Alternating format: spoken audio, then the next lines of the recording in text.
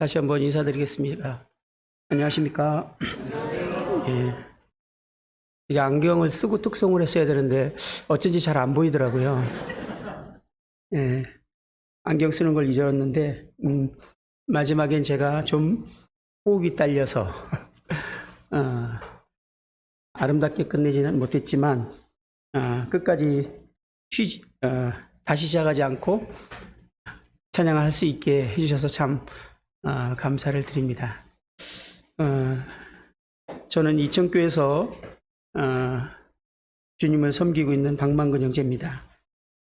원래 5월에 뵙기로 했는데 그때 갑자기 상황이 안 좋아져서 이제 입원을 하게 됐고 그리고는 제가 집회를 다시 할 수 없을 것 같은 생각이 들었는데 이현웅님하고 통화를 했는데 취소한 게 아니라 연기를 했다 그러시더라고요.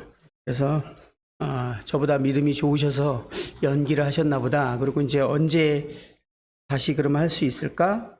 그런 생각을 했는데 5월 마지막 주에 집회가 이제 저에게는 마지막 그 집회 스케줄이었고요.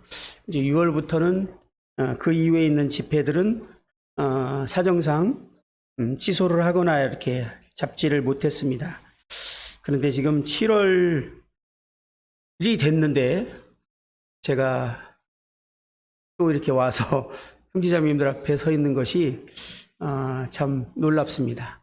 오늘 하루가 선물 같은 하루고 은혜로운 하루 같습니다.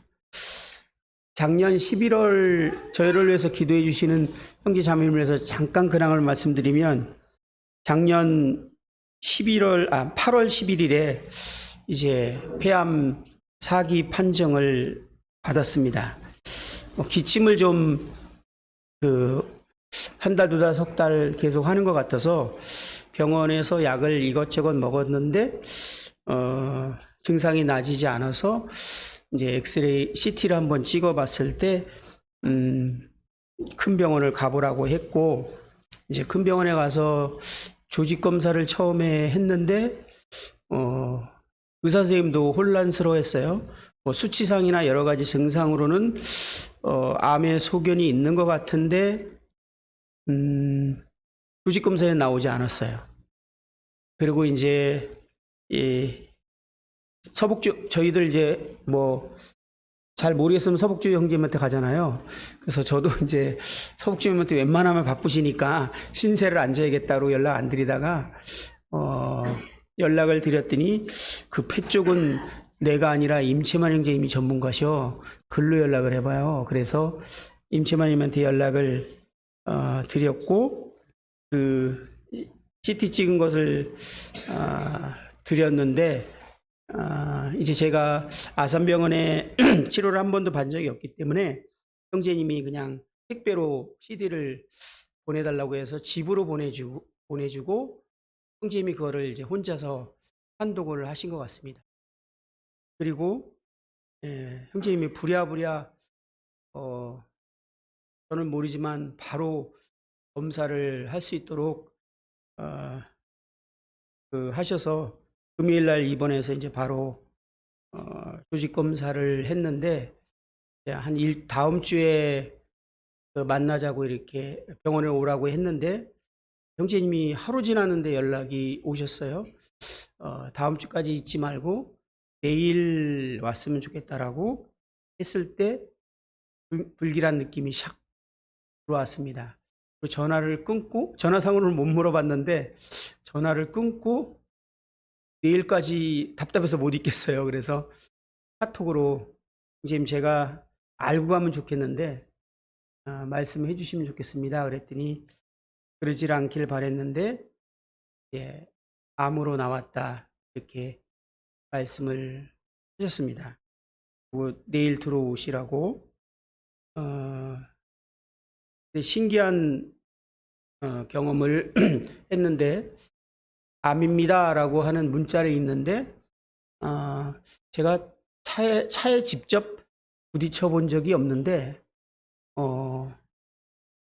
차가 저한테 와서 팍 치는 그 강한 충격 같은 것이 왔어요. 뭔지 설명하기 어려운데 왔는데, 그때 제 마음의 평강이 얼마나 놀랍게 임하는지, 정말 주님이 주신 평강이 제 마음과 생각을 사로잡았습니다. 그리고 그 옆에서 같이 듣고 있던 제 아내도 동일하게 그런 평강을 주셔서 감사한 마음으로 다음 날 이제 갔고, 김치만 형제님이 제 얼굴을 안 쳐다보시더라고요. 내가 들은 얘기가 있어요. 암 환자들이 이제 암입니다라고 판정을 내리면 눈빛이 탁 사라진대요. 마음으로부터 먼저 죽는 거죠. 그렇기 때문에 형제님이 차마 저를 아끼시니까 눈을 못 쳐다보시고 고개를 내리시고 얘기를 하시더라고. 근데 저는 참으로 놀랍게 평안한 가운데서 그 얘기를 들었고, 바로 종양내과를 이제 갔는데, 그곳에서 이제 정확하게 제가 폐암 사기라는 것을 설명을 들었습니다. 그리고 이제 그 선생님이 저에게 얘기해 주신 것은, 저희가 치료를 하는 것은 완치를 위한 치료가 아닙니다. 라고 처음부터 딱 얘기를 해 주시더라고요. 아시다시피 폐암 사기는 생존 가능성이 거의 없습니다. 그래서 우리 의사들은 5% 미만의 생존율은 생존율로 보지 않기 때문에 회복을 위해서 치료하지는 않습니다. 이렇게 얘기를 했어요. 그런 듣는 과정에서 제 아내하고 제가 너무 뭐랄까 남 얘기 듣듯이 들었나 봐요. 그래서 선생님이 괜히 막 화를 내시더라고요. 뭘 물어봤는데 화를 막 내시고 짜증을 내시고, 그래서 처음에는 이해를 못했는데 지금 돌이켜서 가만히 생각해보면 이 사람들이 지금 무슨 상황인지 파악이 안 되나 보다. 그래서 선생님이 그렇게 하신 게 아닌가. 파악이 왜 안 됐겠습니까? 했지만 주님이 놀랍게 그 마음을 지켜주셔서 그런 상황을 들었습니다. 그리고 이제 아무것도 물어보지 않았어요. 얼마나 살 수 있는지, 어떻게 진행되는지, 이런 부분에 대해서 물어볼 필요도 별로 느끼지 못했고, 그거에 대해서 그렇게 궁금하지 않았고. 근데 보통은 1년을 못 넘기더라고요, 폐암 사기 환자들이. 그래서 짧으면은 몇 개월이고 길어도 한 1년 정도 안에는 이제 주님나라 가야 되는가 보다, 이렇게 생각을 그냥 개인적으로 했습니다. 오늘이 7월이죠. 이달 말을 채우면 딱 1년입니다. 8월 초인데, 그리고 제가 아무 얘기하지 않으면 저를 환자로 보지 않습니다. 오늘도 형님들이 저를 보고 내가 듣던 거하고 다른데 이렇게 얘기하면서 저를 보고 많이들 놀라시는데, 듣던 게 맞습니다. 그리고 형제자매님들이 보고 계신 것은 형제자매님들의 기도의 능력이고 주님의 은혜입니다. 제가 벌써 3차례 항암제를 바꿨어요. 내성이 생겨서 듣지 않아서 더 센 것으로, 그리고 이번에 또 더 센 것으로 이렇게 바꿨는데, 제가 주변에 암 환자를 많이 듣고 보고 있는데 저처럼 항암 부작용을 겪지 않으면서 생활하는 사람은 못 본 것 같아요. 그래서 정말 형제자매님들의 기도가 저를 살리고 있고 힘을 주고 있다라는 것을 제가 느낍니다. 안에 있는 그 폐암이, 이제 저는 폐가 전체 다 암이 다 퍼졌어요. 그래서 손 쓸 수 없는 상황인데, 그 폐 사진으로만 보면 제 상식으로도 지금 저는 병원에 있어야지 정상인 것 같고, 내일 모레 그러고 있어야지 정상일 것 같은데, 제가 이렇게 형제자매님들 앞에 또 쓸 수 있고 멀쩡한 모습을 가지고 이렇게 또 교제할 수 있는 것이 이 자체가 일단은 주님의 그 능력을 맛보고 있습니다. 아, 어쨌든 주님께서 중간에 말씀하시기를 이거는 사람이 고칠 수 없을 거라고 주님이 딱 선언을 하셨어요. 그리고 하나님만이 하실 수 있는 일이라는 것을 하나님께서 말씀하셨습니다. 그래서 저의 생명은 하나님께 달려 있는 것에 대해서 너무나 분명하게 인식하고 있고, 하나님이 내일이라도 저를 데려가시려고 마음먹으시면 데려가시겠지만, 내일이라도 이 엄청난 폐 퍼진 점점 커져 있거든요. 그래서 막바지에 와 있는 그런 상황에도 내일 깨끗이 사라지게 하기를 원하시면 하실 수 있는 분이시라는 것을 제가 압니다. 그래서 이것에 대해서 그리 생각하지 않고 마음을 이제 정해서, 처음에 이제 제가 암에 걸렸을 때 저희 교회 식구들이 정말 저에게 큰 사랑으로 눈물로 기도해 주시고, 그다음에 강원도 산골짜기 이런데 폐암은 공기가 중요하기 때문에 그런 곳에 숙소를 알아보시고 그런데 보내서 좀 치료하게 하시려고 막 그런 일들을 막 알아보고 있던 중이었는데, 주님께서 저에게 하신 말씀이 있으셔서 그런 모든 것들을 취소하고 그때부터 지금까지 지정교회에서 하고 있는 모든 활동을 다시 하고 있고요. 교회 모임, 주일 모임뿐만 아니라 저희 교회가 있는 훈련도 여전히 하고 있었고, 그다음에 매달 한 차례 정도는 외부의 집회도 이렇게 하고 있는 상황이었습니다.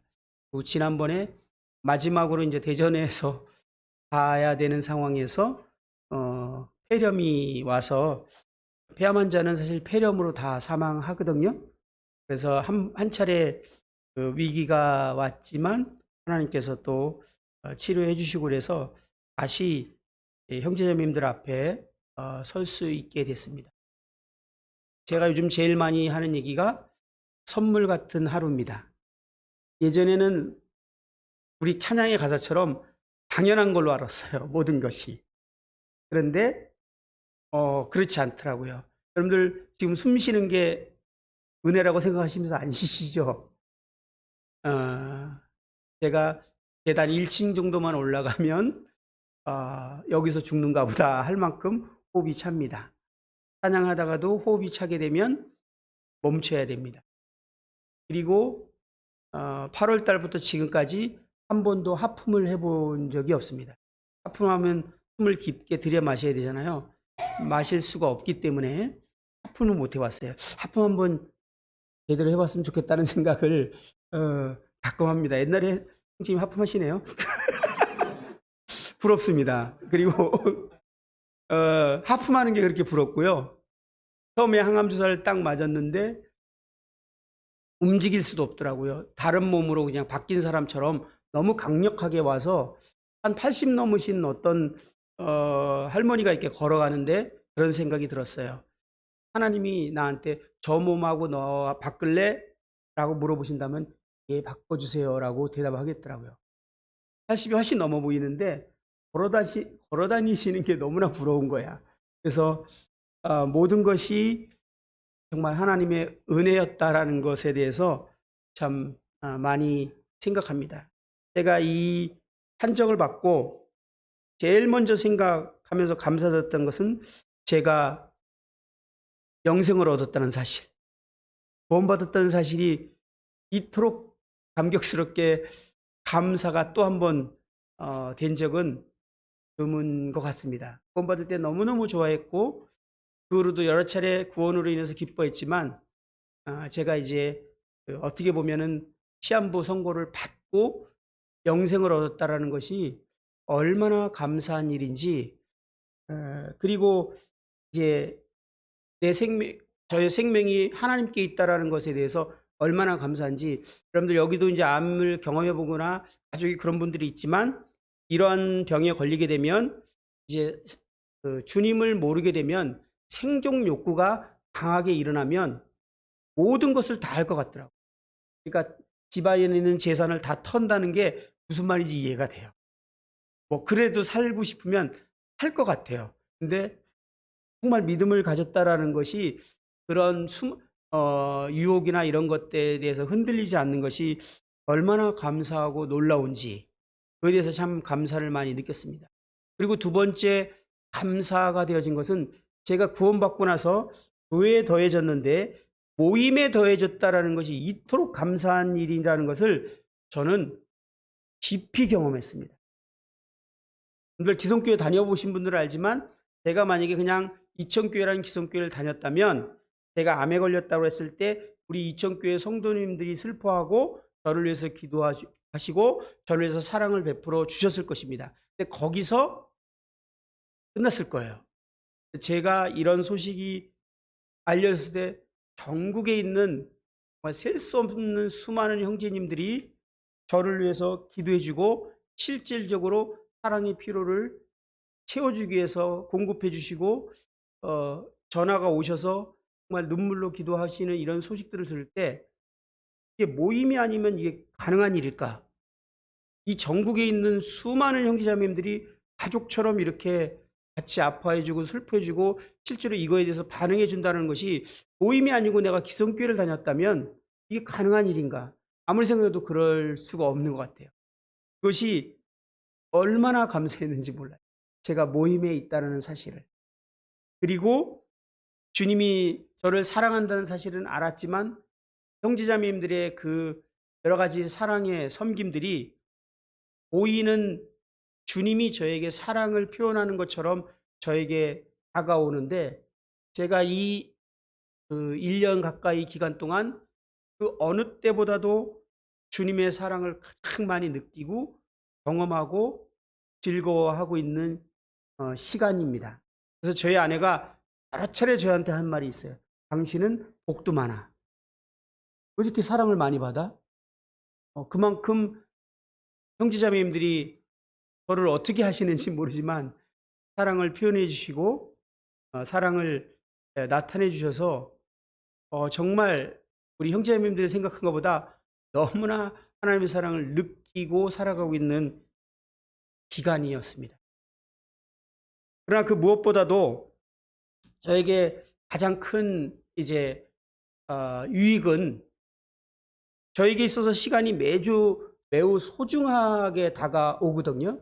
제가 얼마나 시간이 남았는지를 모르기 때문에 저한테는 예전에 그냥 낭비했던 시간이 예전처럼 느껴지지 않습니다. 그래서 이 소중한 시간을 어떻게 보내야 되고 어떻게 해야 될지 그 부분에 대해서 제 입장이 되시면 아마 생각해 보시게 되지 않을까 생각이 들어집니다. 저도 그런 생각을 이제 해보게 됐습니다. 그래서 저에게 주어진 시간들이 낭비하지 않고 가치 있게 사용하는 것에 대해서 주님 앞에서 많이 생각해 보면서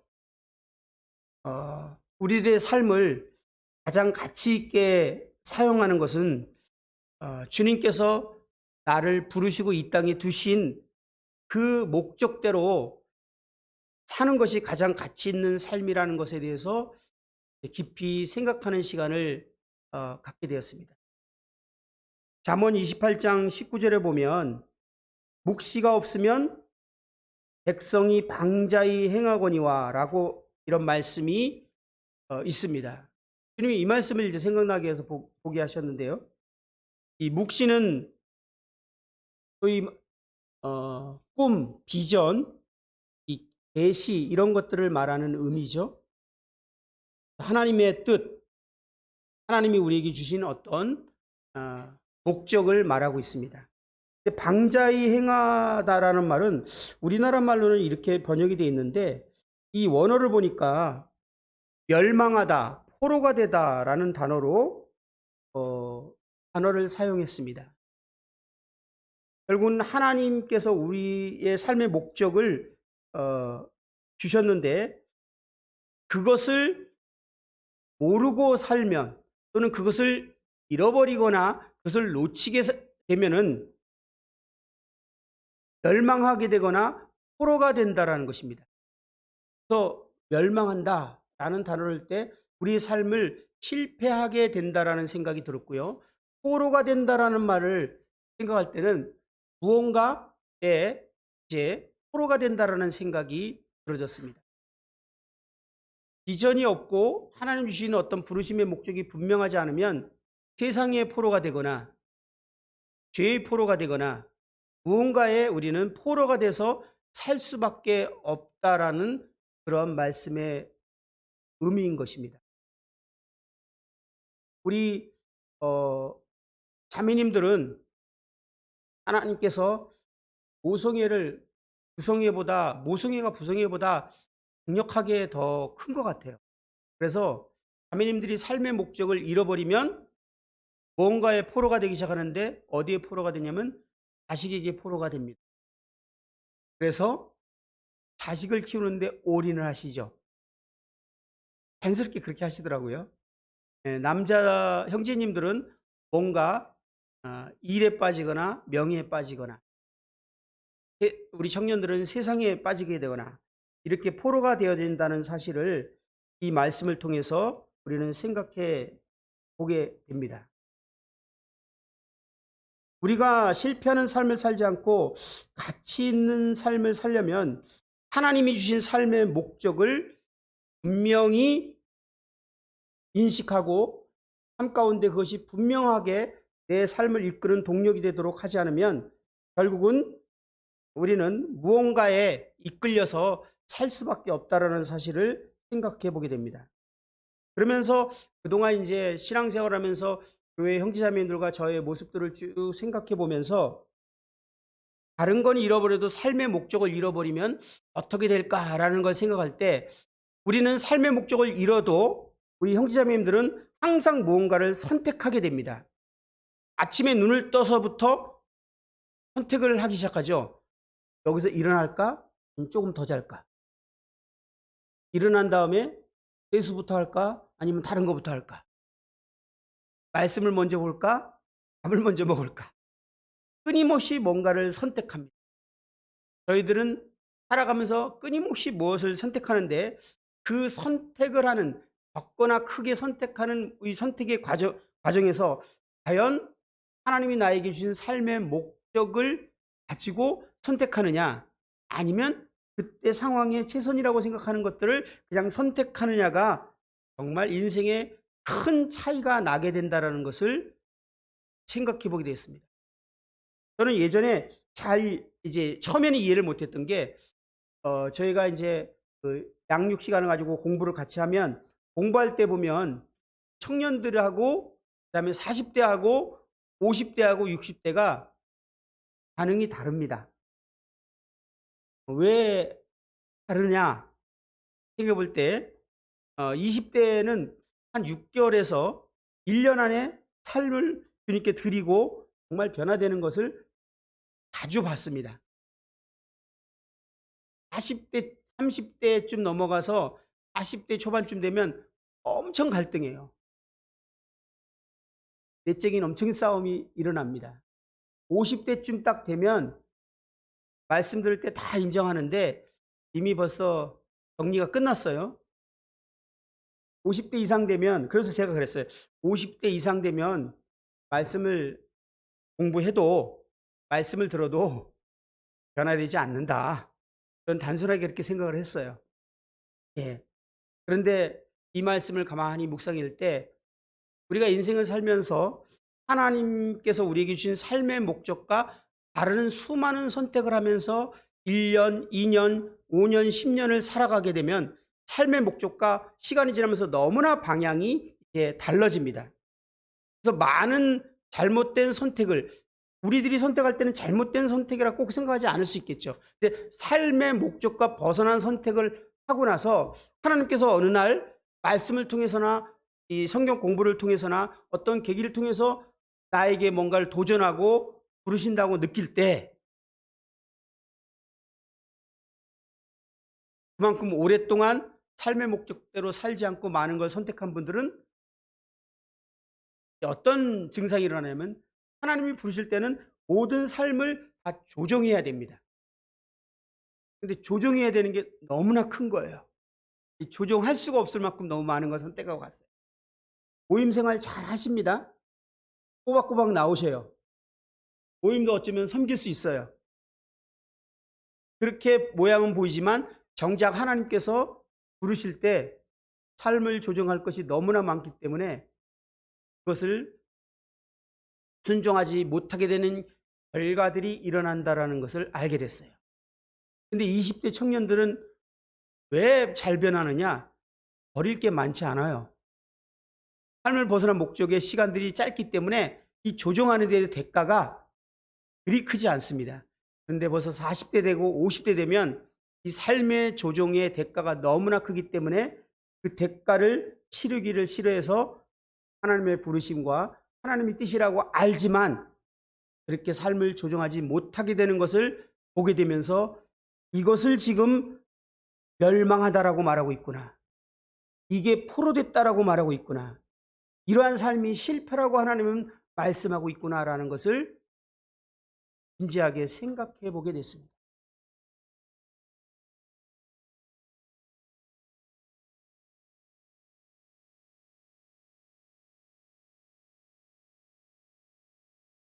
우리가 삶의 목적과 다른 많은 것들을 이제 선택하게 되면 결국은 하나님이 우리를 사용할 때 이 조정이 필요할 때 그것을 선택하지 못하게 되는 결과를 초래하게 되는 걸 보면서 참 제 마음에 슬픈 마음이 들었습니다. 많은 형제자매님들이 청년 때 과거에는 주님을 위해서 생애를 드리고 주님을 위해서 모든 걸 다 드릴 것처럼 고백하며 살았지만 왜 지금은 그런 말이 두렵고 그렇게 할 수 없고 그렇게 선택할 수 없게 되는가? 하루아침에 됐다라기보다는 삶의 목적과 다른 삶의 방식을 계속 선택해 왔기 때문에 이제는 돌아갈 수가 없는 겁니다. 그 대가가 너무 커서. 이것을 돌아간 사람은 정말 회개했다고 하죠. 이것을 보면서 제 마음에 정말 제 인생도 돌아보게 되고 참 슬픈 마음이 들게 되었습니다.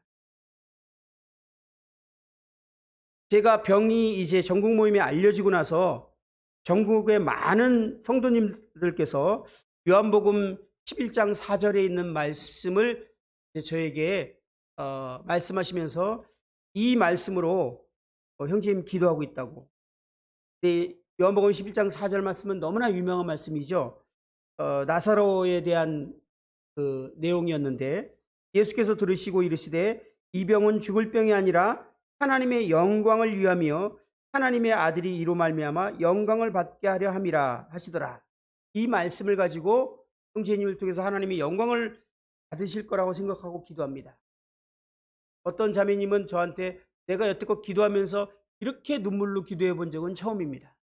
어떤 형제님은 새벽마다 예배당에 가서 정말 형제님을 위해서 통곡을 하면서 주님께 부르짖고 있습니다. 정말 많은 그런 연락을 받을 때 너무나 감사했고 너무나 정말 어떻게 표현할 수 없을 만큼의 감사가 있었습니다. 또 그 다음에 많은 내용이 들었던 게 뭐냐면 열왕기하 20장에 있는 히스기야가 병들어 죽게 되었을 때 하나님께 부르짖을 때 15년을 연장시켜 줬는데 형제님이 그렇게 히스기야의 기도처럼 형제님을 위해서 부르짖고 있습니다. 하나님께서 형제님의 삶을 연장시켜 주시기를 바라는 마음으로 그렇게 믿음으로 기도하고 있습니다. 라는 소식도 참 많이 들었습니다. 그러나 정작 저는 살려달라는 기도를 할 수 없었어요. 왜냐하면 이 마음속 깊이 육신은 살고 싶은 마음이 있죠. 그런데 제 양심이 그동안 말씀을 전하거나 형제자매들하고 교제할 때 하늘의 소망에 대해서 많이 얘기했어요. 그리고 이 땅에 살아가는 이유와 목적에 대해서. 그런데 이제 그 하늘의 소망인 그곳에 가게 됐는데 살려달라고 기도를 해야 되나? 뭔가가 앞뒤가 안 맞는 생각이 들었어요. 그러니까 주님께 그런 기도를 하려고 그러면 담대함이 없더라고요. 그래서 기도하는데 조금 갈팡질팡하는 시간이 좀 있었는데 이래서는 안 되겠다. 주님께 정말 분명하게 주님 뜻이 무엇인지를 좀 물어봐야겠다.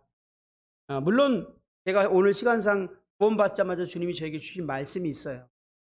그런데 그럼에도 불구하고 주님께 물어봐야겠다는 생각이 들어서 주님께 기도를 시작했습니다. 그러다가 이제 이 얘기를 들으신 분도 계실 텐데 주님에게 역으로 질문을 제가 받게 됐어요.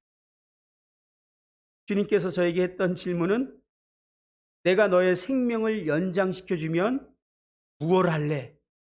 라는 질문이었습니다. 무엇 때문에 내가 너의 생명을 연장시켜줄까? 그 질문을 딱 받았는데 정말 많은 생각이 스쳐 지나갔어요. 주님이 나를 살려줘야 되는 이유를 물어보신 거예요. 내가 너의 생명을 연장시켜주면 무엇을 하기 위해서 네가 살려달라고 하느냐? 그때 아까도 말씀드렸지만 교회에서 이제 저를 살려서 어떻게든지 다시 회복시키려고 강원도 막 산골짜기 500고지, 700고지 이상의 좋은 공기를 마시는 곳을 막 알아보고 이렇게 하고 있을 때였습니다. 그리고 주님이 그러면서 내가 너의 생명을 연장시키면 무엇을 할래? 무엇을 위해 생명을 연장시켜 줄까? 그러면서 주님이 마지막 하신 말씀이 뭐냐면 쉬려면 하늘에 와서 쉬어라. 이렇게 말씀하시는데 한 대 맞는 느낌이었어요. 쉬려면 하늘에 와서 진짜 그리스도인의 진정한 쉼과 안식은 하늘에 있는 거 맞지 않습니까? 우리가 건강하게 사는 것이 목적이 되고 행복하게 사는 것이 목적이 되고 안락한 삶을 사는 것이 목적이고 좀 더 가정들이 아무 일 없이 잘 지내는 것이 목적이라면 하늘나라가 더 하는 겁니다. 하나님께서. 제가 이 암을 고치고 그래서 건강하게 남은 생을 사는 것이 목적이라면 이 땅보다는 그 나라가 더 하라는 것입니다. 주님이 저에게 이 질문을 던졌을 때 제 생각이 정리가 싹 버리더라고요. 주님이 저를 이 땅에 살려주신다면 그 이유가 무엇인가? 그래서 다시 한번 생각을 정리해보는 시간이 됐습니다. 저는 드러난 시한부 인생이죠. 근데 여기 계신 모든 형제님도 시한부라는 걸 알고는 계십니까? 모릅니다. 저보다 더 빨리 가시는 분이 여기 계실 수도 있어요. 네. 우리 모두는 언젠가는 주님이 부르실 겁니다. 근데 여러분들이 오늘 주님이 여러분들에게 저와 같이 질문을 한다면 뭐라고 대답을 하실 것입니까? 내가 너에게 삶을 더 연장시켜 준다면 오늘 저녁에 내가 너를 데려가려고 하는데 내가 너에게 삶을 더 연장시켜 준다면 무엇 때문에 너의 삶을 연장시켜 줄까? 내가 너의 삶을 더 연장시켜 준다면 너는 무엇을 할 것이냐? 라는 질문을 지금 우리 형제자매님들이 주님께 받는다면 뭐라고 대답을 하시겠습니까? 여기서 대답 못하시면 주님이 부르시면 받는 겁니다. 그렇잖아요. 뭐라고 대답하시겠어요? 그러면서 주님이 네가 편안한 삶을 살고 행복한 삶을 살고 안락한 삶을 살려고 한다면 여기가 더 좋다. 라고 주님이 말씀하신다면 뭐라고 대답하시겠습니까?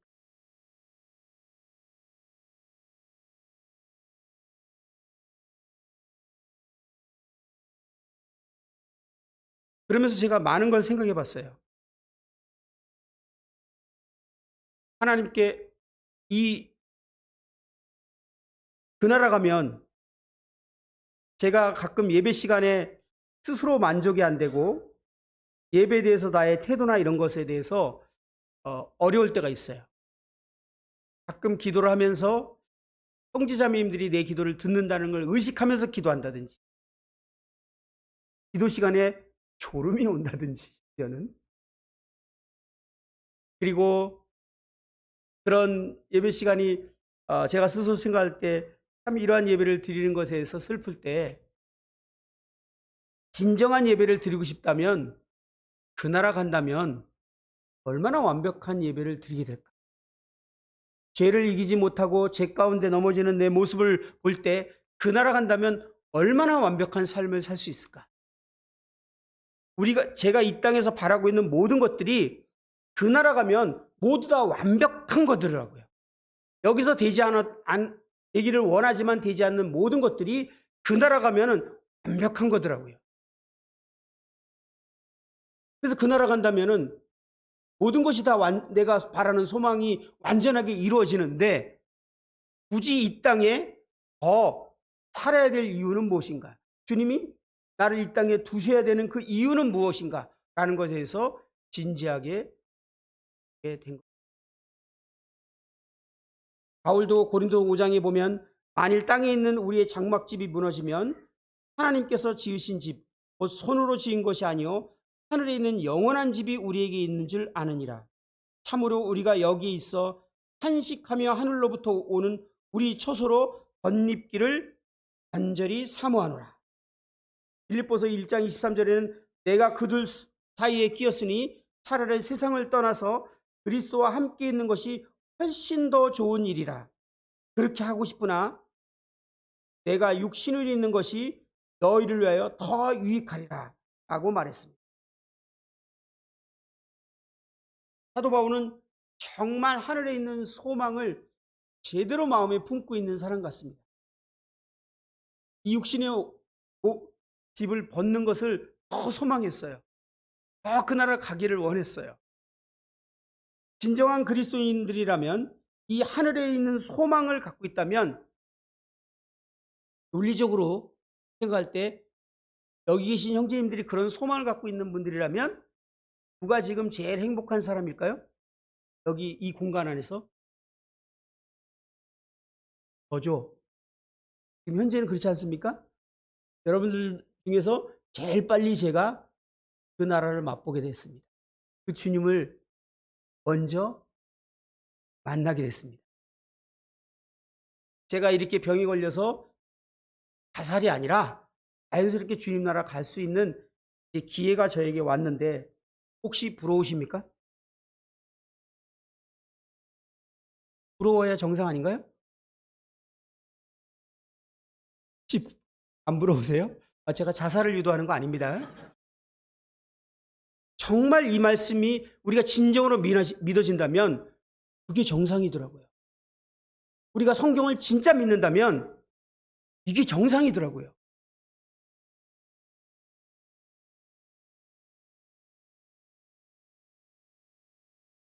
제가 한 모임에 가서 말씀을 쭉 교제하고 끝나는데 한 형제님이 저게 달려와서 그 형제님이 진심으로 얼굴 보면서 형제님, 전 형제님이 너무 부럽습니다.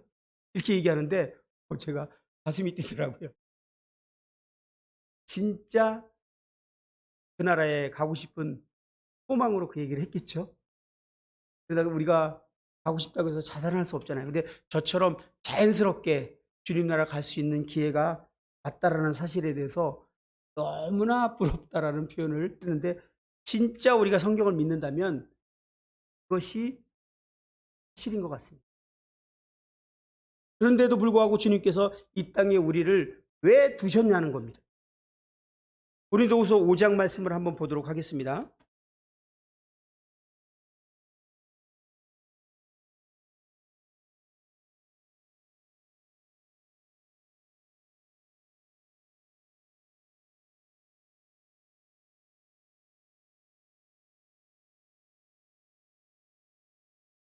고린도후서 5장 15절에는 그가 모든 사람을 대신하여 죽으심은 살아있는 자들로 하여금 다시는 그들 자신을 위하여 살지 않고 오직 그들을 대신하여 죽었다가 다시 살아나신 이를 위하여 살게 하려 함이라 라고 말씀하고 있습니다. 우리가 이 땅에 살아가는 방식입니다. 그리고 18절부터는 그 이유에 대해서 말하고 있습니다. 모든 것이 하나님께로 났으며 그가 그리스도로 말미암아 우리를 자기와 화목하게 하시고 또 우리에게 화목하게 하는 직분을 주셨으니 곧 하나님께서 그리스도 안에 계시사 세상을 자기와 화목하게 하시며 그들의 죄를 그들에게 돌리지 아니하시고 화목케 하는 말씀을 우리에게 부탁하셨느니라. 제가 이 말씀을 쭉 묵상하는데 예전에 구원받고 나서 신앙생활했던 생각들이 소록소록 나기 시작했어요. 80년대 우리 모임이 복음을 전하고 구원받은 사람이 막 더해질 때 핍박이 정말 심했습니다. 제가 연우님을 통해 형제님을 통해서 복음을 듣게 되고 모임으로 연결이 됐습니다. 그 모임에서도 정말 주일날 모임을 갖고 주일날 모임을 가지면 회사에서나 가정에서 핍박을 받고 이곳에서 그 자신이 받는 핍박에 대해서 내려놓고 같이 눈물로 기도하고 그랬던 기억이 나요. 그리고 어떤 자매님은 그냥 매를 맞다가 도망 나와서 막 예배당으로 오고 과거에는 그런 일들이 종종 있었죠. 자주 있었습니다. 어떤 부모님은 이 교회 다 불질러 버리겠다고 그러고 진짜 막 찾아와서 그런 일도 있고. 그럴 때 저희들이 형제들이 둘러앉았을 때 종종 하던 얘기가 있어요. 주님이 왜 구원받는 순간 우리를 주님 나라로 데려가지 않고 이 땅에 이렇게 놔두실까? 그 나라 가면 정말 좋을 텐데. 요즘엔 그런 얘기 안 하는 것 같은데 예전에는 저희들이 정말 어렵게 살던 시대에 핍박도 있고 정말 어려운 상황이었기 때문에 그런 얘기를 했는지 주님이 구원받은 사람을 그냥 다 데리고 가시면 얼마나 좋을까? 그런 얘기를 하던 기억이 났습니다. 하나님께서 우리에게 정말 고난을 받고 어려움을 겪는 것이 하나님의 뜻이고 하나님이 그것을 기뻐하지 않는다는 사실을 잘 압니다. 그럼에도 불구하고 우리를 이 땅에 두신 이유는 하나님께서 우리를 이 땅에서 살아가게 하는 분명한 목적이 있기 때문에 저희들을 이 땅에 두셨다는 겁니다. 그것이 18절부터 19절에 나오는 우리에게 화목케 하는 직분을 하나님께서 우리에게 주시고 그 일을 감당하기 위해서 우리를 이 땅에 두셨다라고 말하고 있습니다. 이것이 그리스도인을 이 땅에 두신 이유라고 이것이 그리스도인이 이 땅에 살아가는 목적이라고 성경은 분명히 말하고 있습니다. 우리가 삶의 목적을 잃어버리면 우리는 많은 것들을 선택하지만 이 삶의 목적에 점점 벗어날 수 있습니다. 결국 마지막에는 우리의 모든 삶에 대해서 이제 주님의 평가를 받게 될 터인데요. 그 생각을 하면서 제가 말씀이 생각나는 게 있었습니다. 누가복음 19장에 있는 말씀이 생각나서 그 말씀을 한번 이렇게 보게 되었습니다. 누가복음 19장은 여리고에서 삭개오가 주님을 만나서 구원받게 되는 장면으로 시작이 됩니다. 그리고 10절에서 인자가 온 것은 잃어버린 자를 찾아 구원하려 함이라. 주님이 이 땅에 오신 목적을 말씀하신 후에 11절부터 열무나 비유를 통해서 그리스도인의 삶에 대한 평가가 있을 것을 말씀하고 있는 내용을 보게 됩니다. 이 말씀에 대해서 윌리엄 맥도날드 형제님 신자 주석에를 보면 이렇게 주석이 되어 있습니다. 주님의 종들의 은사와 재능에는 차이가 있지만 달란트를 말하는 거죠. 그들이 공통적으로 소유한 것이 있는데 복음을 전하는 특권이나 그리스도를 세상에 나타내는 일이나 기도의 특권들이 그러하다. 분명 문화는 이러한 것들을 가르친다라고 주석이 되어 있습니다. 모든 그리스도인에게 차별을 두지 않고 한 문화씩을 준 것을 여기서 비유로 말하고 있습니다. 그런데 E.L. 맥스웰 형제님은 이것을 더 분명하게 주석을 했더라고요.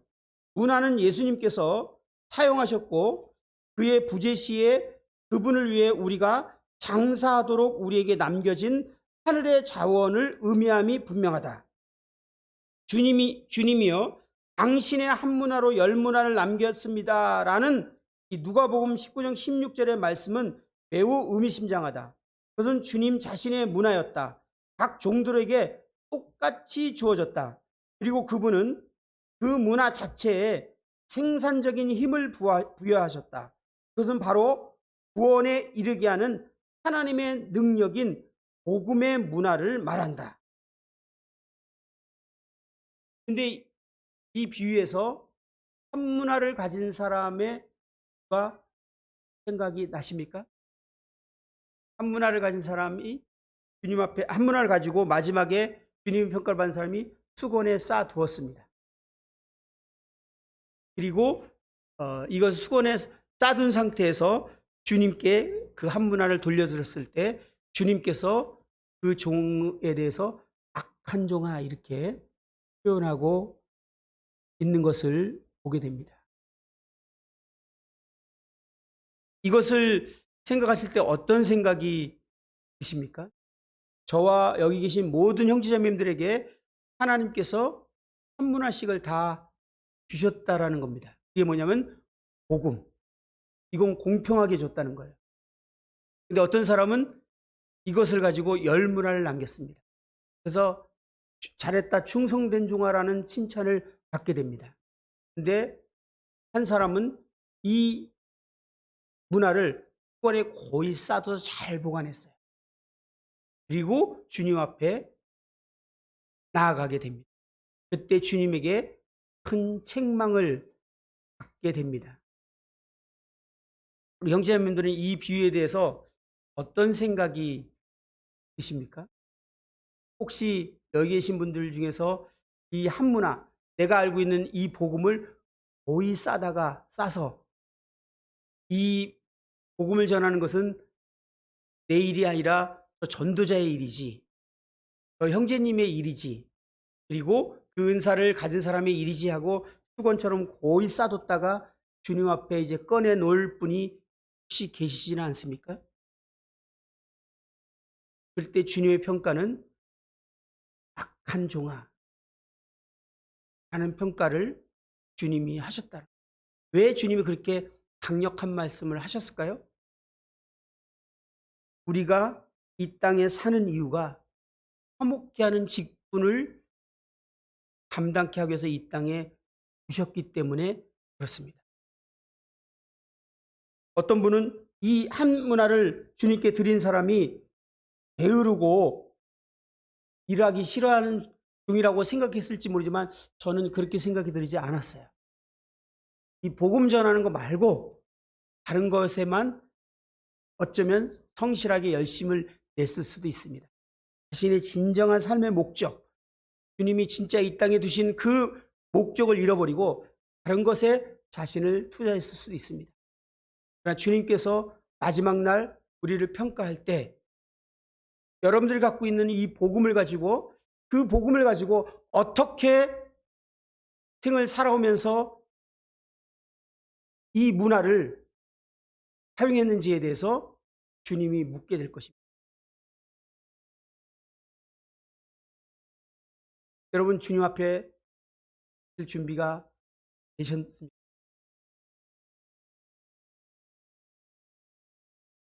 제가 마음이 이래서는 안 되겠다 싶은 생각이 들다. 이제 주님 앞에 평가를 받아야 되는데 나는 이 문화를 어떻게 사용했는가?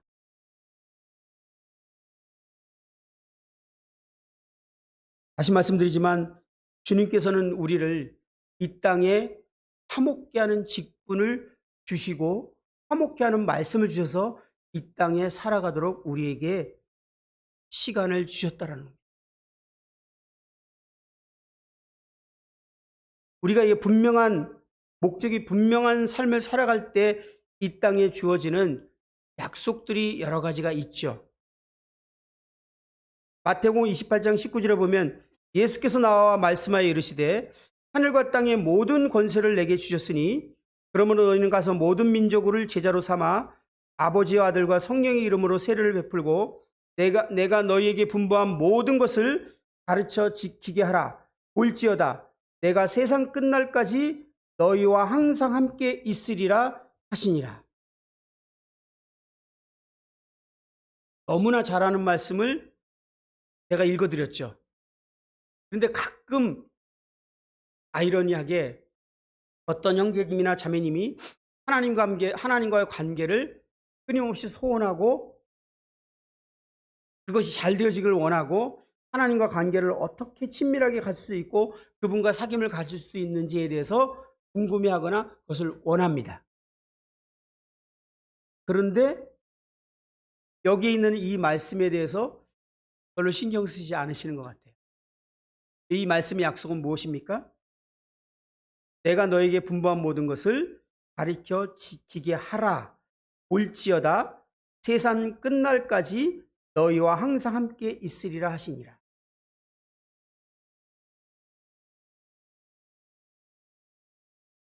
마가복음 16장 15절에 보면 또 이르되 너희는 온 천에 다니며 만민에게 복음을 전파하라. 제자들이 나가 두루 전파할새 주께서 함께 역사하사. 그 따르는 표적으로 말씀을 확실히 증언하시니라. 이 말씀이 말씀하고 있는 것이 무엇입니까? 우리가 하나님과 관계를 진정으로 원하고 추구한다면 삶의 목적대로 살아가야 된다는 것입니다. 저는 예전에요, 잘못된 어떤 안내를 받아서 심지어는 소교파적으로 주님의 음성을 듣는 세미나를 가본 적이 있어요. 주님의 음성을 듣는 방법을 가르쳐 주더라고요. 관심 있지 않으세요, 혹시? 주님의 음성을 듣는 법. 제목이 그래서 관심이 있었어요. 갔는데 엄청난 많은 사람들이 몰려왔어요. 강사가 주님의 음성 듣는 법을 가르쳐 주는데 옆 사람하고 처음 보는 사람, 모르는 사람하고 서로 얼굴을 마주 보래요. 마주 봤습니다, 이렇게. 둘이 눈을 감으라고 하더라고요. 그리고 상대방에 대해서 뭔가를 생각해 보래요. 떠오르는 게 있으면 그 떠오르는 거를 딱 그대로 얘기해 주래요. 똥이 떠오르면 똥이 보입니다. 이렇게 얘기하고 파리가 보이면 파리가 보입니다. 이렇게 얘기를 하기 시작하라는 거예요. 그러면서 떠오르는 생각을 말해주고 그것을 듣는 사람이 왜 저 사람이 나한테 그게 보인다고 할까를 생각하면서 하나님이 말씀하시는 것들을 그것을 해석해서 서로 주고받게 하더라고요. 그걸 하고 있는데 이게 좀 무슨 짓이 실제로 수백 명이 왔어요. 하나님의 음성을 듣는 법. 왜냐하면 많은 그리스도인들이 하나님의 음성을 정말 듣고 싶어하고 사도 바울이 하나님 듣는 법을 가르치거나 배운 적이 있을까요? 그는 이 땅에 하나님께서 우리를 부르시는 목적을 분명하게 살아갔기 때문에 그는 항상 주님의 음성을 들을 수 있었습니다. 그는 주님의 음성을 듣는 법을 배운 것이 아니라 그의 삶의 목적이 자신을 부르신 그 목적대로 살아갔기 때문에 주님의 세미한 음성을 들으면서 살아갈 수 있었던 것입니다. 우리 형제자매님들 정말 주님과 사귐을 갖고 주님과 동행하고 싶으십니까? 그러면 삶의 목적을 먼저 회복하십시오. 그러면 주님과 동행할 것을 주님께서 함께 역사하실 것을 약속을 하고 계십니다. 거기에는 관심이 없어요. 그리고 주님의 음성을 듣고 싶어요. 근데 그 동기를 가만히 보니까 뭔가 선택할 때나 이럴 때 실수하고 싶지 않은 거야. 다른 선택을 하고 있고 주님이 말씀해 주신 대로 선택해서 이렇게 가고 싶은 거예요. 그죠? 동기가. 정말 이기적인 동기로 주님의 음성을 듣고 싶고 하고 주님의 뜻을 알고 싶어 하는. 그러나 성경은 우리가 주님께서 우리를 이 땅에 살도록 하신 그 부르심의 목적대로 살게 되면 주님과 동행하는 삶을 지속해서 유지할 수 있다라고 말하고 있습니다. 누가는 믿는 자들에게 성령을 주신 이유를 말하고 있는데요. 누가복음 24장 48절에 보면 너희는 이 모든 일의 증인이라. 올지어다 내가 내 아버지께서 약속하신 것을 너희에게 보내시리니 너희는 위로부터 능력으로 입혀질 때까지 이 성에 머물라. 그러면서 사도행전 1장 4절을 보면은 실제로 그 일들이 이제 요한은 물론을 사도와 함께 모이사 그들이 분부하여 이르시되 예루살렘을 떠나지 말고 내게 들은 바 아버지께서 약속하신 것을 기다리라. 요한은 물로 세례를 베풀었으나 너희는 몇 날이 못되어 성령으로 세례를 받으리라 하셨느니라. 오직 성령이 너희에게 임하시면 너희가 권능을 받고 예루살렘과 온 유대와 사마리아 땅끝까지 내 이르러 증인이 되리라 하시니라. 이 말씀을 우리는 볼 때 우리가 성령 충만한 삶을 살기로 원하면 무엇을 위해서 살아야 되는지 이 성경은 명쾌하게 얘기하고 있지 않습니까? 우리는 성령 충만하기를 원하는 그런 마음들을 갖습니다. 그러나 주님이 우리를 이 땅에 두신 목적에 대해서는 사실 관심이 없습니다. 그리고 우리는 성령 충만하기를 원해요. 성경은 그렇게 말하지 않습니다. 우리가 주님이 우리를 이 땅에 두신 목적대로 바르게 살아갈 때 우리가 성령으로 충만한, 지속적인 성령의 충만함을 가지고 살 수 있다라고 그렇게 말씀하고 계시는 것을 보게 됩니다.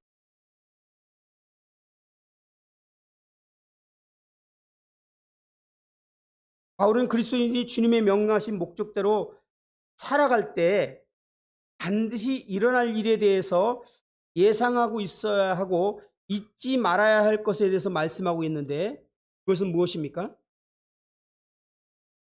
이제 우리가 삶의 목적대로 살아갈 때 반드시 일어날 일이 있다라는 것입니다. 데살로니가전서 2장 2절에 보면 너희가 아는 바와 같이 우리가 먼저 빌립보에서 고난과 능력을 당하였으나 우리 하나님을 힘입어 많은 싸움 중에 하나님의 복음을 너희에게 전하였노라. 우리가 삶의 목적대로 화목케 하는 직분을 가지고 살기 시작할 때 많은 싸움이 일어난다라는 것을 성경은 말하고 있습니다. 히브리서 10장 32절에는 고난의 큰 싸움이라고 이렇게 표현하고 있는 것을 보게 됩니다.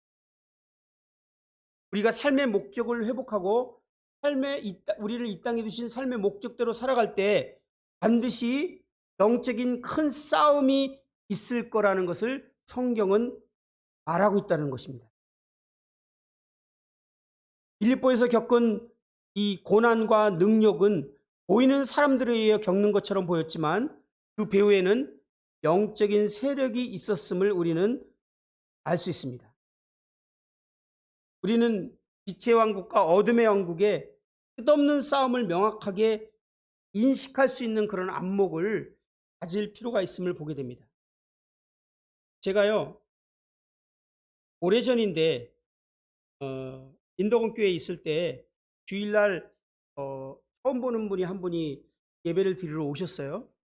저희 끝나고 나면은 보통은 이제 사무실에서 식사를 같이 하면서 왜 이렇게 오셨는지 이렇게 물어보고 하는 시간을 갖습니다. 그 형제님 같았는데 오셔서 식사를 하면서 어떻게 오셨냐고 했더니 그분이 자기를 소개하기를 저는 지방교회에 다니는 형제입니다. 이렇게 소개를 하더라고요. 어떻게 저희 교회를 오셨습니까? 이렇게 했더니 사실 자기가 중요한 업무 때문에 오늘 이 근처에서 일을 봐야 하는데 일을 끝내고 나서 예배를 드려야 되는데 이 근방에는 저희 지방교회가 없습니다. 근데 저희 교회에서 종종 얘기 듣기는 그래도 형제교회가 형제자매님들이 모이는 곳이라는 얘기를 들었습니다. 그래서 기성교회는 갈 수 없고 그래서 여기 형제교회가 있다는 걸 알고서 여기를 예배 드리러 왔습니다. 그렇게 얘기를 하더라고요. 그래서 그러냐고. 그래서 뭐 이런저런 얘기하다 갑자기 제가 궁금한 게 하나 생겨서 질문을 했어요. 혹시 지방교회에서 저희 형제교회에 대해서는 어떻게 평가를 내리고 있습니까? 뭐라고 표현합니까? 이렇게 물어봤어요. 그랬더니 이분이 대답을 하다가 멈칫멈칫 하더라고요. 그래서 괜찮다고 솔직하게 얘기해 보시라고 그랬더니 그분의 입에서 나온 말이 뭐냐면 분열하는 교회예요. 이렇게 얘기했어요. 분열하는 교회. 딱 듣는데 두 가지 마음이 동시에 들었어요. 하나는 인정이 되고 하나는 기분이 나쁘고.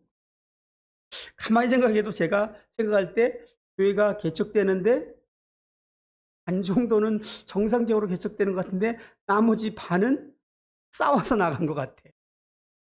그러니까 교회 숫자는 많았는데 갈등을 통해서 나가서 교회가 세워지고 그래서 교회 숫자는 많아지고 있는데 뭐 그렇다고 성도 숫자가 더 부흥이 돼서 막 나간 건 아닌 것 같고, 근데 그 말 듣는데 기분이 살짝 나쁘지만 인정이 됐습니다.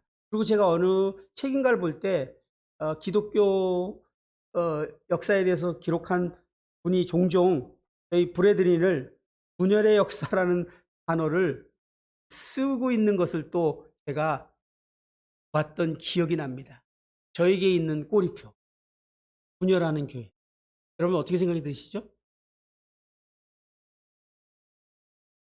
그 얘기를 듣고 마음이 별로 좋지 않아서 이제 주님께 이렇게 물으면서 길을 걸어갔거나 그랬는데 그때 퍼뜩 저에게 들어오지는 생각이 있었습니다. 그 당시에도 나중에 이제 저희 모임에서 기성교회로 몇몇 가는 분들이 있었죠. 근데 지구촌 교회에 제가 알기로는 여러 형제자매님들이 가신 걸로 알고 있어요. 거기 가신 분들이 우리 모임에 별명이 있답니다. 그거는 거기 간 분들이 형제교회 사람들이 모여 있는데 그들의 별명은 뭐냐면 전도 특공대래요.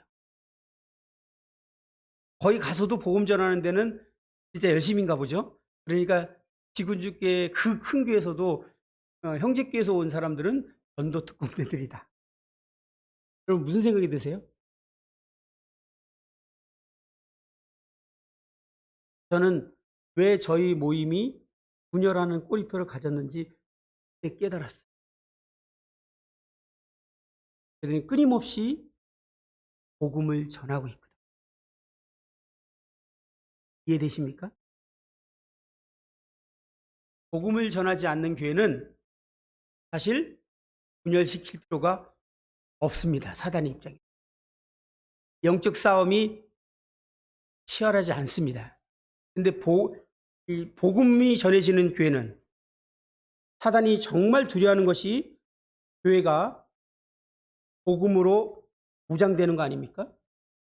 교회가 복음을 전하는 것에 무장이 되면 교회는 정말 주님께서 말씀한 것처럼 이 교회를 통해서 하나님 나라가 어둠의 권세가 이기지 못하기 때문에 사단은 이 교회가 복음을 전하는 것에 대해서 가만둘 수 없는 그런 입장이기 때문에 저희 모임에 대해서 끊임없이 사단은 분열해서 깨틀게 하고 복음을 전하지 않는 교회로 전략하기 위해서 노력했다라는 사실로 저는 주님이 해석하고 생각하게 하셨습니다.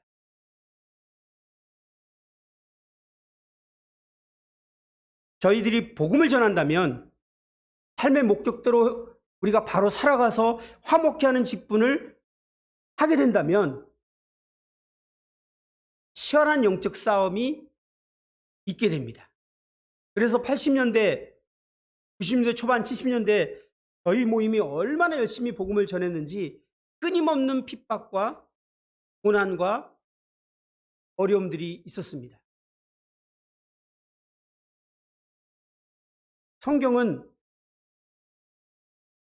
저희들이 복음을 전하고 그 삶의 목적대로 살게 되면 반드시 이러한 일이 일어날 것이라고 말하고 있습니다. 빌립보서 1장 29절에 보면 그리스도를 위하여 너희에게 은혜를 주신 것은 다만 그를 믿을 뿐만 아니라 또한 그를 위하여 고난도 받게 하려 하심이라. 너희에게도 그와 같은 싸움이 있으니 너희가 내 안에서 본 바요 이제도 내 안에서 듣는 바니라. 우리가 하나님께서 이 땅에 우리를 두신 목적대로 이 교회가 우리 개인이 그렇게 살게 되면 반드시 고난이 있다라는 것입니다.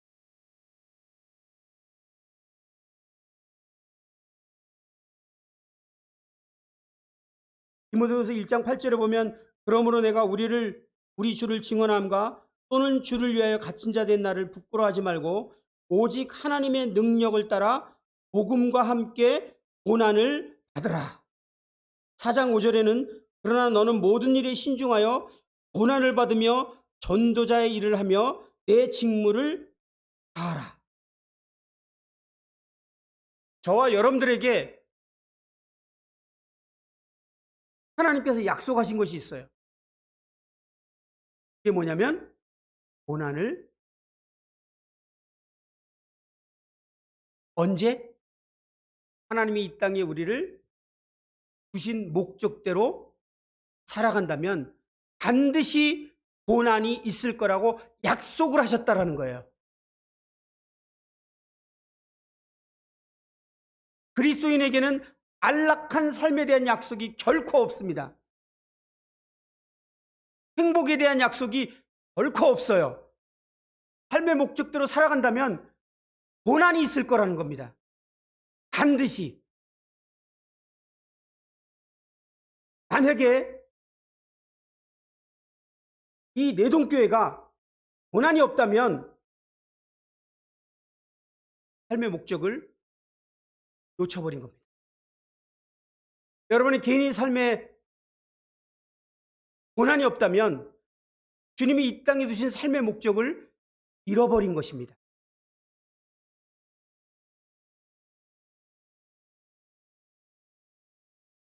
우리가 과거에는 지성교회를 기복신앙이라고 손가락질했지만 어쩌면 저희들에게도 기복신앙이 들어와 있지 않습니까? 저희들이 우리를 이 땅에 두신 목적대로 그분 뜻대로 살 때 우리에게 복이 약속돼 있지 않고 고난이 약속돼 있다라는 거예요.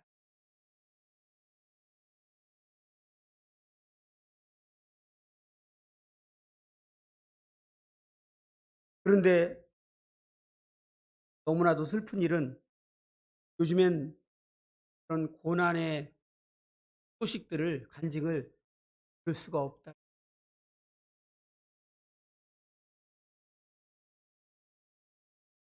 우리가 하나님께서 이 땅에 두신 삶의 목적을 잃어버린 것은 아닐까요?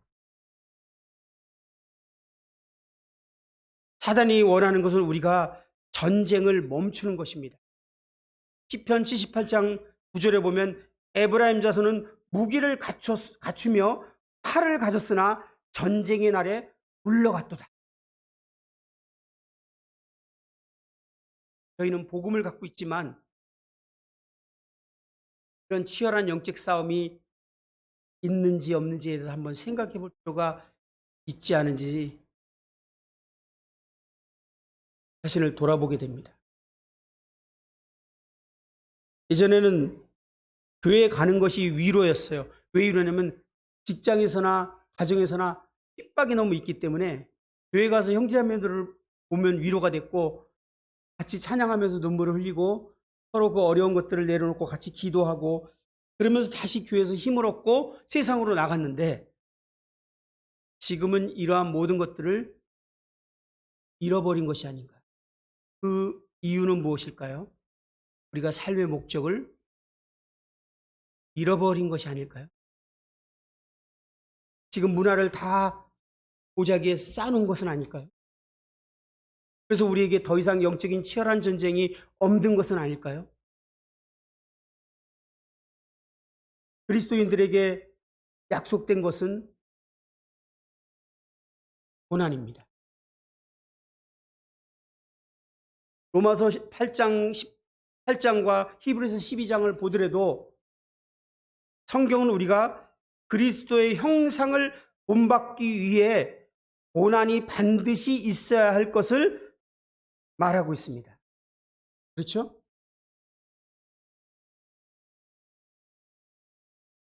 히브리서 12장 5절 보면 또 아들들에게 권하는 것 같이 너희에게 권면하신 말씀도 이렇도다.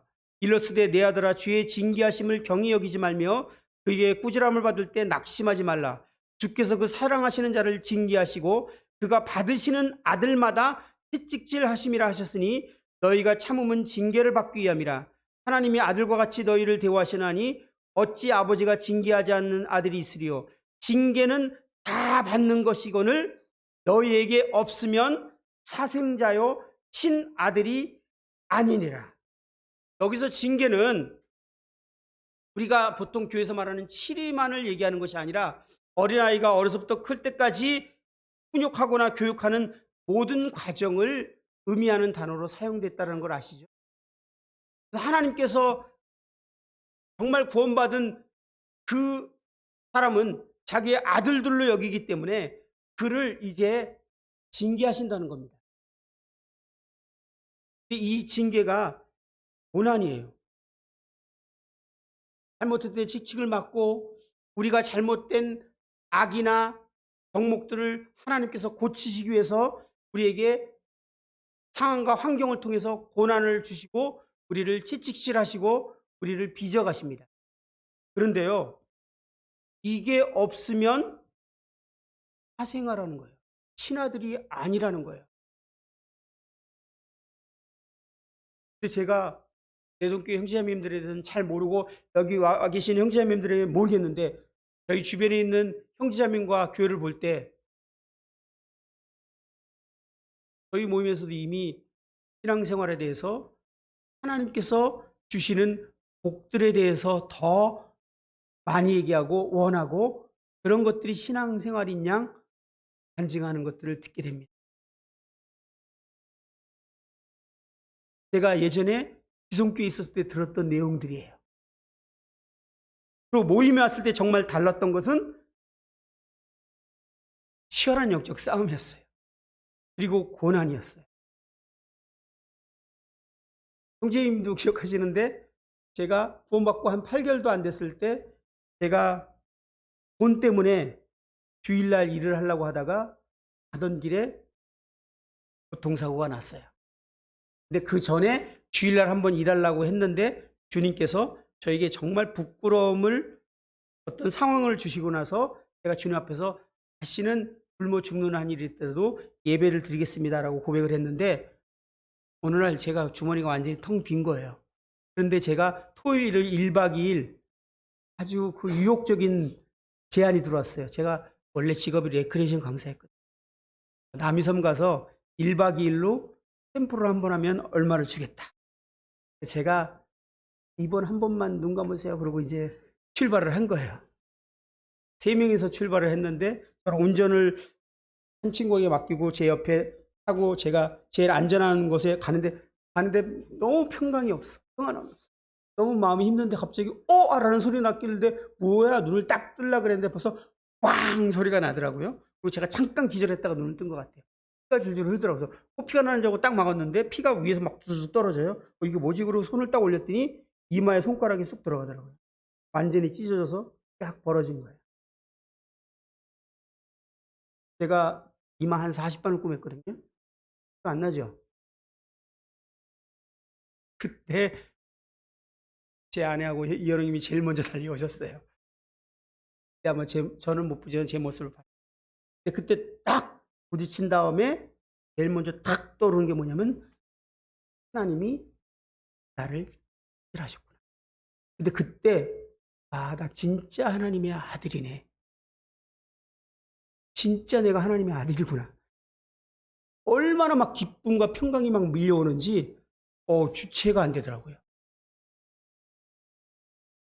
지나가던 관광버스가 차를 세워서 저를 보더니 이제 저를 버스에 태웠는데 버스에 딱 걸어서 올라가는데 앉아있는 사람들이 왁 소리 지르는 거야. 완전 피투성이니까. 그리고 가까운 저 병원에 가서 이제 빨리 이마를 꼬매기 때문에 3겹 정도를 꼬맸어요. 꾸매는데 제가 의사에게 복음을 전했어요. 꾸매는데 의사 선생님도 언제 죽을지 모릅니다. 죽음은 보장되어 있지 않습니다. 하나님 믿으셔야 됩니다. 그러니까 이 선생님이 꾸매면서 웃더라고. 그래서 꾸며줬거든요. 그리고 잘 꾸몄는지 흉이 안 나서 사람들이 제가 말하기 전에 몰라요. 근데 코뼈도 부러지고 다 그때 나갔어요. 그때 정말 제가 하나님의 자녀는 잘못했을 때 채찍이 있고 그다음에 내 안에 잘못된 악한 습관이나 이런 것이 있을 때 그것을 뿌리 뽑기 위해서 하나님께서 그것을 다루시고 고치시기 위해서 많은 일들을 하신다는 걸 그 이후로 경험하기 시작했습니다. 진정한 하나님의 자녀들에게는 이 땅에 살아가면서 안락한 삶이 보장되어 있지 않습니다. 고난이 보장되어 있어요. 삶의 목적대로 살 때 우리는 영적인 치열한 싸움이 있습니다. 그런데 그런 과정에서 하나님께서 저에게 이제 마지막으로 말씀을 마무리하기 전에 저에게 경험하게 하는 것들이 있었습니다.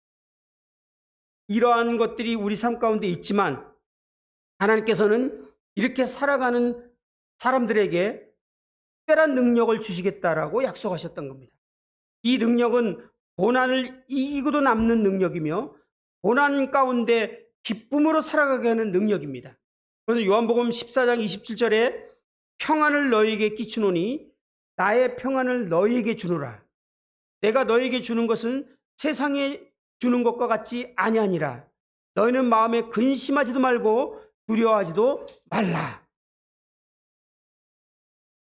삶의 목적대로 살아가고 치열한 영적 전쟁이 있고 하나님의 징계를 받아가면서 살아가는 사람에게 하나님께서 약속이 있는데 평안을 주시겠다는 거예요. 이 평안은 세상이 주는 것과 같지 아니한 평안이라는 것입니다. 세상이 주는 평안은 무엇입니까?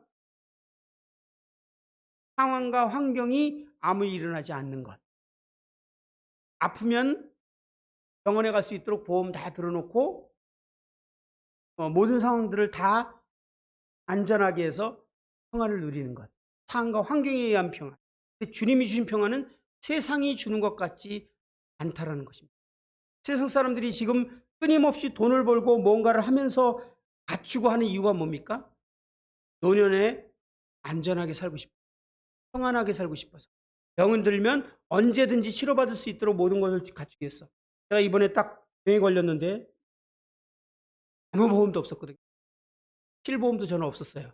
주님이 저에게 믿음을 주셔서 그렇게 주님을 믿으면 주님이 그 문제를 해결해 주셨다고 약속하셨기 때문에 지금 1년이 돼가지만 여러분 아시다시피 암이 걸리면은 많은 돈이 들어갑니다.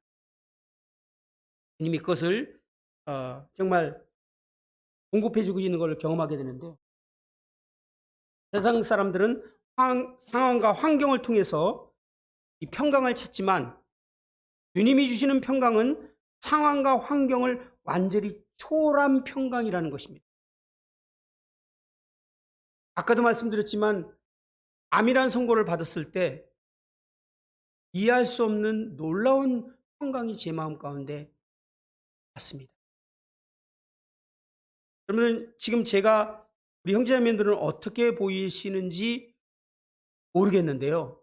사실은 의학적으로 제 가슴 사진을 찍어보면 끝 벼랑에 와 있습니다. 제가 이러고 있으면 안 된다고 전문가들은 자꾸 얘기해요. 아는 형제자매들이 형님 이러고 있으면 안 돼. 지금 타임을 놓기 전에 산속으로 들어가든지 뭔가 조치를 해야 됩니다. 의학적으로 볼 때는 맞아요. 근데 주님께서 제 마음 가운데 마음을 정하여서 이제 이 모임을 섬기고 그렇게 할 것에 대해서 주님이 주셨는데요. 주님께서 제 마음 가운데 그런 평강을 계속 유지해 주고 있습니다. 제가 이 평강을 처음 경험했을 때는 언제였냐면 사실은 지금 저희 큰아이가 여기서 지금 신앙생활 했잖아요. 사실 둘째 아이는 이 세상에 없습니다. 그 아이가 1년이 되기 전에 심장 발작이 일어나서 심각한 상황이 벌어졌습니다. 병원으로 그 아이를 들지 않고 가까운 종합병원으로 한림대병원이라고 기억하는데 성모병원인지 들어갔을 때 그 아이를 응급실로 들어갈 때 간호사들이 막 뛰는 걸 보기 시작했어요. 제가 간호사 한 명을 잡고 우리 아이 어떻습니까? 그러니까 저한테 화를 내더라고요. 보면 모르세요? 그리고 막 이를 보러 뛰어가셨어요. 그때 제 마음에 두려움이 밀려왔습니다. 뭐라고 표현할 수 없는 두려움이었어요. 이대로 아버지로서 있을 수 없었기 때문에 어딘가에 가서 하나님께 기도를 해야 됐기 때문에 병실을 막 다디다가 제일 옥탑방에 공간이 나가기 전에 공간이 하나 있는 것을 발견하고 거기서 제가 기도를 이제 시작했어요. 기도 중에 제가 하나님을 대면하게 되는 일이, 그리고 오히려 하나님께서 제가 그동안 살아왔던 삶이 어떤 삶이었는지를 조명해 주시고, 그 사실이 조명되었을 때 제가 하나님 앞에 엎드리고 회개하게 되는 시간을 갖게 됐습니다. 그리고 하나님께서 다시 제 마음 가운데 하나님의 사랑으로 부음받 주시고 하나님과 말씀을 통해서 제 심령이 회복됐습니다. 하나님과 관계가 다시 회복되었을 때 제 마음이 얼마나 평강과 기쁨이 넘치는지 감당이 안 될 만큼 기뻤어요. 거기서 예배를 드리기 시작했어요. 이 기쁨을 표현하는 방식을 배운 게 그거밖에 없으니까 주일날 예배 드리는 것처럼 주님께 막 감사 기도를 드리고 주일날 드렸던 예배에 찬송 떠오르는 대로 막 찬송을 했어요. 하나님에 대한 그 감사와 기쁨과 넘치는 평강을 표현할 길이 없어서 막 표현하고 있는데 주님이 중간에 저에게 딱 말씀하시는 게 들리는 듯 했어요. 그게 뭐냐면 내가 너희 동주를 데려갈 거다. 저희 둘째 아이가 이름이 동주였어요. 그런데 그래도 넌 날 찬양하겠느냐? 이렇게 질문을 하시. 잠깐 생각을 했는데 그때 내 마음에서 무슨 고백이 나왔냐면 동주뿐만 아니라 우리 하은이와 우리 아내를 데려가실지라도 저는 주님을 예배하겠습니다. 그리고 거기서 또 예배를 드리기 시작했어요. 감사와 찬송을 막 드리기 시작했어요. 주체가 안 됐어요. 그때 제가 사도행전 16장에 바울과 실라가 빌립보 감옥에서 찬송 부르던 장면이 생각났어요.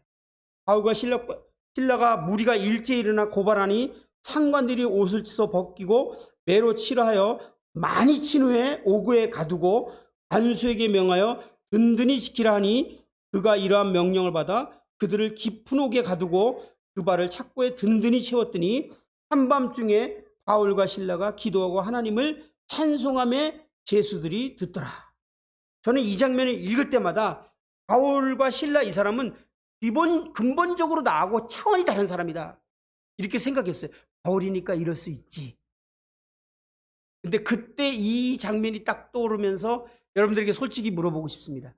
바울처럼 아주 큰 매 맞아서 몸에 피가 날 정도로 맞았어요. 그 상황과 여러분들의 자녀를 이제 하나님이 세상으로 오늘 데려가실 거라고 하는 거에 무엇을 선택하시겠습니까? 맞는 걸 선택하지 않겠어요? 제가 딱 보니까 사도 바울보다 더 극한 상황에 갔더라고요. 그런데 제가 마음에 넘치는 기쁨으로 주님을 찬양하지 않을 수 없었어요.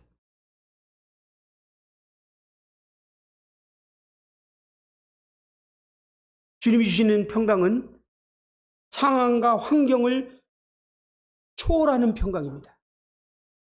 고난을 이기고도 남게 하는 평강입니다. 이것이 주님이 주시는 평강이라는 거예요. 이 평강을 주님이 언제 약속하셨습니까?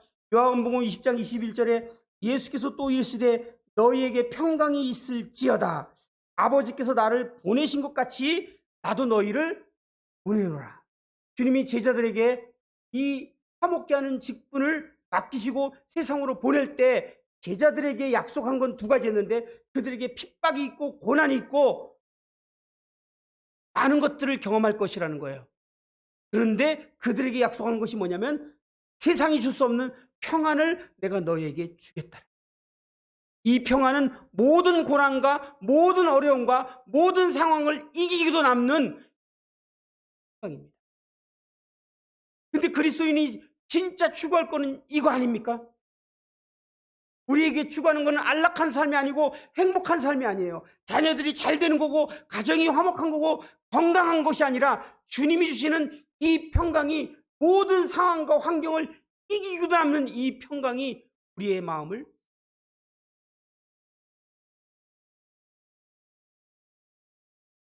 우리에게 진정한 거듭난 그리스도에게 약속된 것은 빌립보서 4장 4절에 보면 주 안에서 항상 기뻐하라. 내가 다시 말하노니 기뻐하라. 어떻게 이게 가능합니까? 고난 가운데서 핍박 가운데서 이제 암 선고를 받은 가운데서 이것이 어떻게 가능합니까? 네. 주님이 주시는 평강은 그 모든 상황을 이기고 남는 평강이라는 거예요. 진정한 거듭난 그리스도인들만 누릴 수 있고 경험할 수 있는 이 평강. 그래서 6절에 아무것도 염려하지 말고 다만 기도와 간구로 너희 구할 것을 감사함으로 하나님께 아뢰라. 그리하면 모든 지각에 뛰어난 하나님의 평강이 그리스도 예수 안에서 너의 마음과 생각을 지키시리라. 모든 지각에 뛰어난 하나님의 평강. 그것은 모든 이해를 뛰어넘는 하나님의 평강이라고 해석됩니다. 사람의 헤아림을 뛰어넘는 하나님의 평강. 하나님께서 저와 여러분들에게 이것을 약속하셨다는 거예요. 그래서 복음을 전하고 고난 가운데서 정말 주님을 바라보고 가는 사람들이 이 평강을 맛볼 때 사도 바울이 그 경험을 끝내고 나서 뭐라고 그러죠? 한번 그 죽을 만큼 매를 맞고 나면은 그 기억에 남는 걸 뭐라고 그래요? 네? 트라우마가 생겨서 그 상황 딱 되면 온몸이 벌벌 떨리고 아무것도 할 수 없고 딱 굳어버린다고 하더라고요. 사도 바울은 어땠습니까? 또다시 일어나서 복음을 전하기. 하나님 그리스도께서 약속하신 평강이 이 모든 것을 이기고도 함께 하라는 것입니다. 우리 형제자매님들에게 정말 도전하고 싶습니다. 이 평강을 경험하고 살고 계십니까?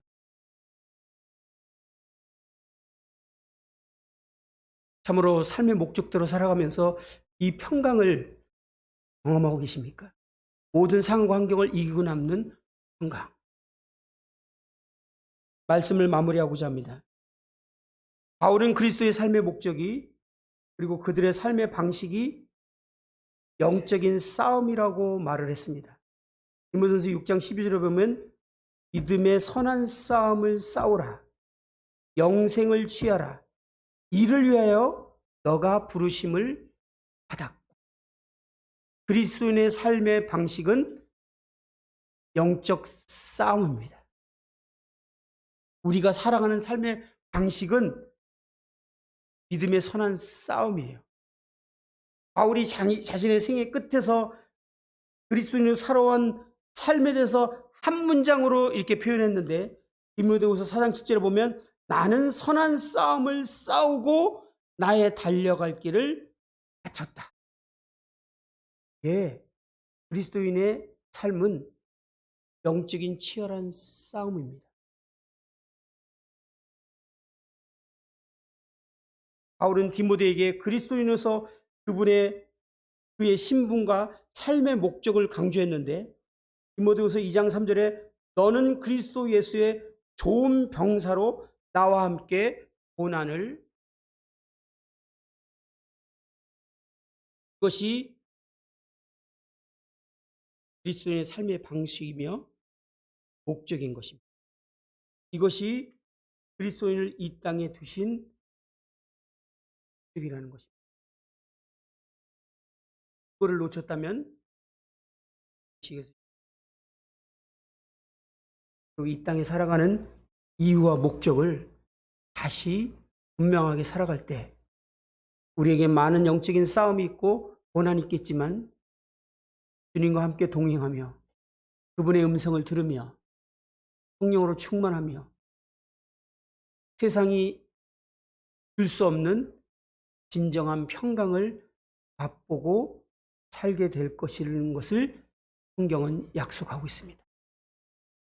이러한 삶을 우리가 살아갈 때 우리가 세상에 빛이 되고 소금이 될 것이라는 생각이 들어져서 말씀을 드렸습니다.